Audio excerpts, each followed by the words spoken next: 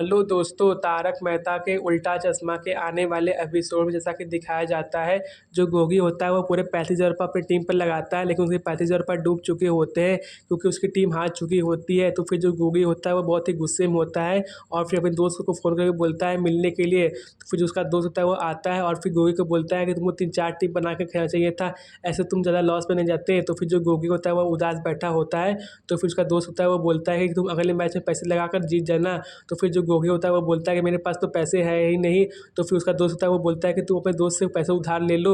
तो फिर जो गोगी होता है वो सोचता है कि टप्पू से पैसे उधार लेने के लिए, तो फिर वो टप्पू को सुबह मिलकर बोलता है कि मेरे पापा का बर्थडे है, इसलिए सरप्राइज़ गिफ्ट देना चाहता है, इसलिए कुछ पैसों की ज़रूरत है। तो फिर जो टप्पू होता है वह अपने दुकान जाता है और फिर एक मोबाइल को लेकर आता है और फिर गोगी को देने लगता है। और फिर जो जेठालाल होता है वह टप्पू को फ़ोन करके बोलता है कि तुम मोबाइल क्यों ले गए हो।